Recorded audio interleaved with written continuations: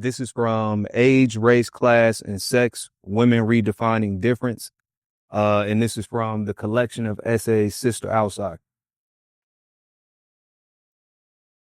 On the other hand, white women face the pitfall of being seduced into joining the oppressor under the pretense of sharing power. This possibility does not exist in the same way for women of color. The tokenism that is sometimes extended to us is not an invitation to join power. Our racial otherness is a visible reality that makes that quite clear. For white women, there is a wide range of pretended choices and rewards for identifying with patriarchal power and its tools. Today, with the defeat of ERA, the tightening economy, and increased conservatism, this was in the 80s, by the way. Mm-hmm. This is why I said this is an extremely important author.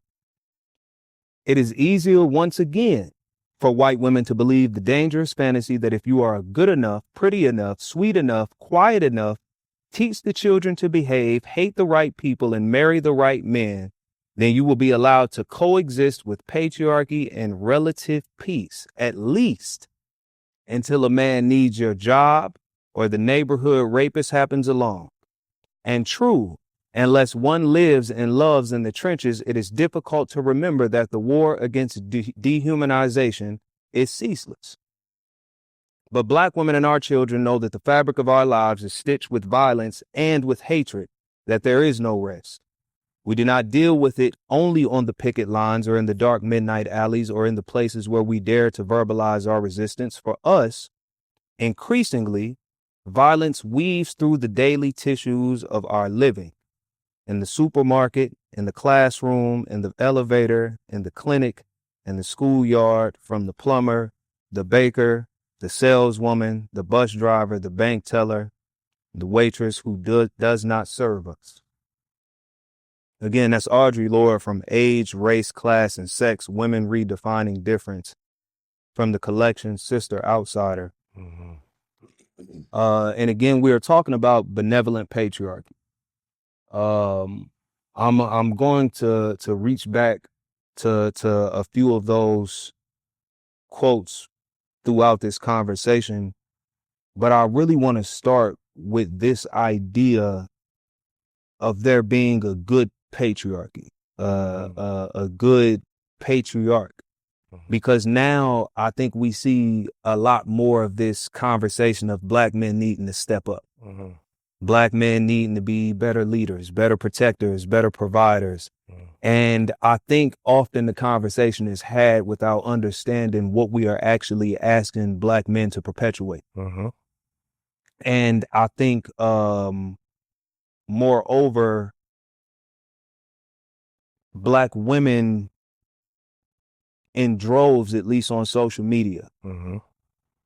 are leading that charge, along with men who from a also poisonous place are leading that charge for a return to masculinity, right? We see in the quote, this conservative homecoming, if you will. Yes. Where we're talking about pushing tradition, men wanting women need to be this or a man can lead, and hell, women are on the other side saying, well, no, if y'all would lead. And again, we're asking Black men to step into this system that causes Black women harm. I mean, if we gonna call it straight up. So I want to talk to you about it again, because you challenge from a functional place. Mm-hmm. I see you challenge tradition a lot, but I see on both sides there's this resistance Mm-hmm.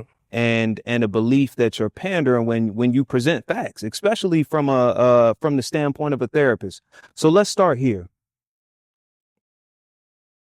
Men complain to you a lot about not having space. Mm-hmm.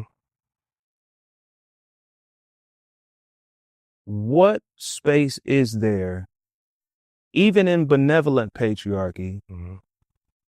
for a man to develop emotionally? We're going to start left and come back home. What space is there in a benevolent patriarchy for a man to have emotion if that emotion is not conducive to the continuation of the performance? There is none.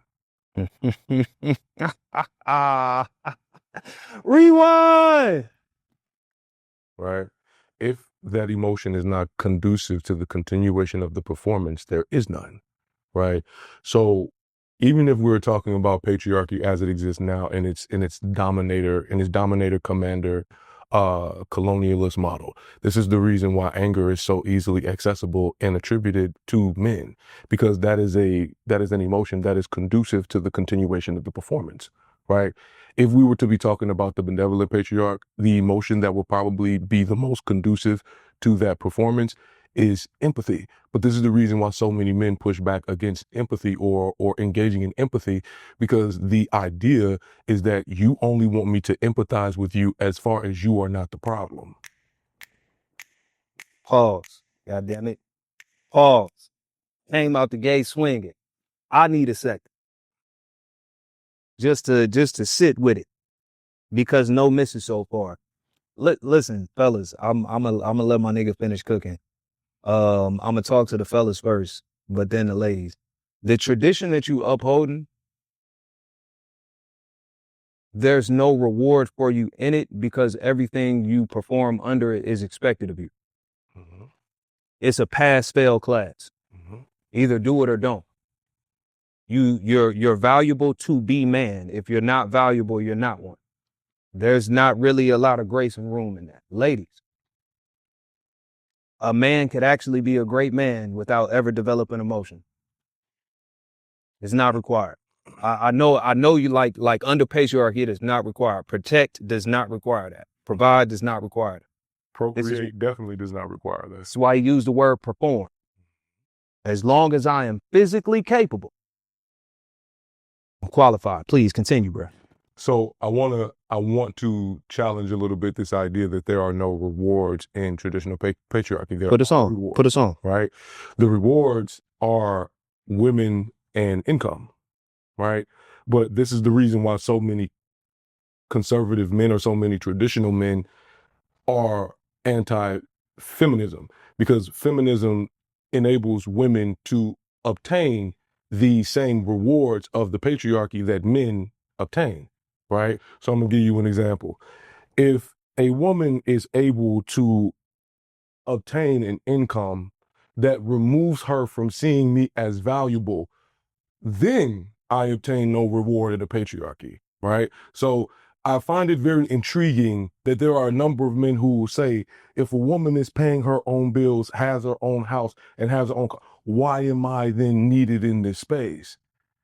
That's because they've removed all of the patriarchy, in a sense, is a token economy, with women and income being in the middle of this token economy. But if these women are liberated and this money is free flowing, then what do I get for performing this patriarchy? I get nothing. I get a negative return on my investment, because patriarchy first and foremost serves to dehumanize you and objectify you. You are simply a point of transaction. But if you as an ATM are not, if the Brinks truck is not coming to put money inside of you, then what use do you have besides you being a large paperweight? You are taking up space. And this is the reason why so many women are able to identify men easily as disposable. Why? Because you are not serving the purpose that you are supposed to serve. You are antiquated. Why do I need you outside of when it is that I want you? Men are beginning to see that the ultimate process of patriarchy is dehumanization, and they are able to see that now, because once again, the tokens or the rewards of patriarchy are no longer present. So this buffer between you and your reality is no longer as large as it used to be.